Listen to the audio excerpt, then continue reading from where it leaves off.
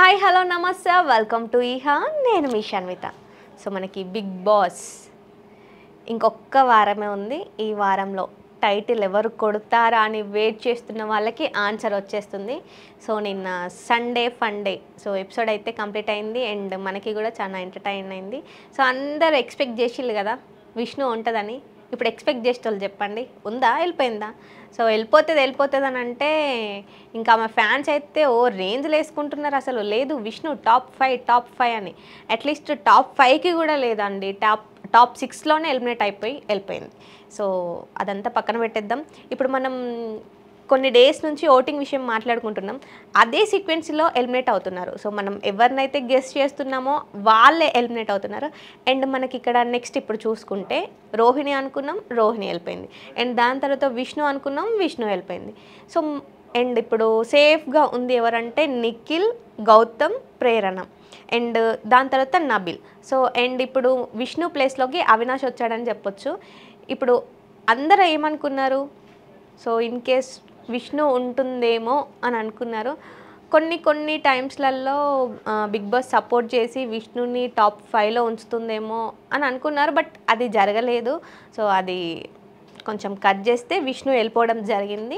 So అప్పుడు రోహిణి వెళ్ళిపోయే టైంలో అవినాష్ అనుకున్నాడు ఓకే ఇప్పుడు రోహిణి ఎలిమినేట్ అవుతుంది అని. అండ్ దాని తర్వాత అంటే సాటర్డే అనుకున్నారు ఎలిమినేట్ టైంలో.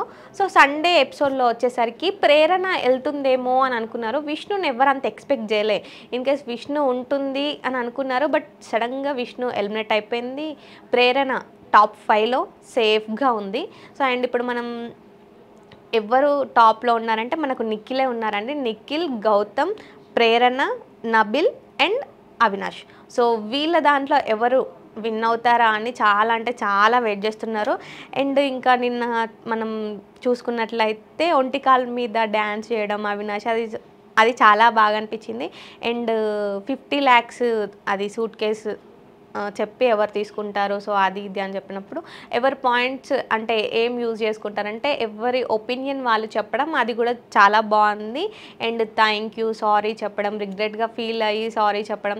సో అక్కడి మందం చూసుకున్నారు. ఓకే ఇక్కడ నేను హౌస్లో ఇలా చేశాను, సారీ చెప్తే ఇక్కడికి ఫినిష్ అయిపోతుంది. సో ఆ రిగ్రెట్ ఉండదు కదా, సారీ చెప్తే ఇంకా అయిపోతుంది అనేసి సో చెప్పడం జరిగింది.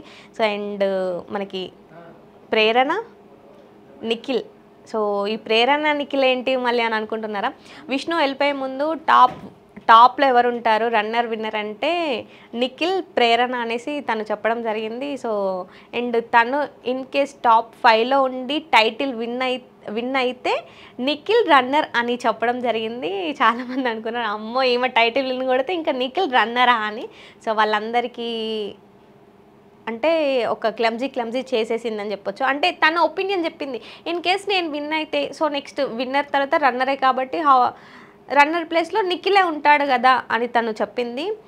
ఇప్పుడు తను వెళ్తూ ప్రేరణకిను నిఖిల్కి సో రన్నర్ విన్నర్ అని ఒక టైటిల్ అయితే ఇచ్చి వెళ్ళింది. సో ఇన్ కేస్ వాళ్ళు సేఫ్లో ఉన్నారని చెప్పొచ్చు.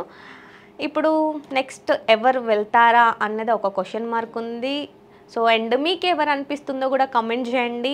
మీరు ఎవరు టైటిల్ విన్ కావాలి అనుకుంటున్నారో కూడా కమెంట్ చేయండి. నెక్స్ట్ వీడియోలో కలుసుకుందాం. Tata bye by.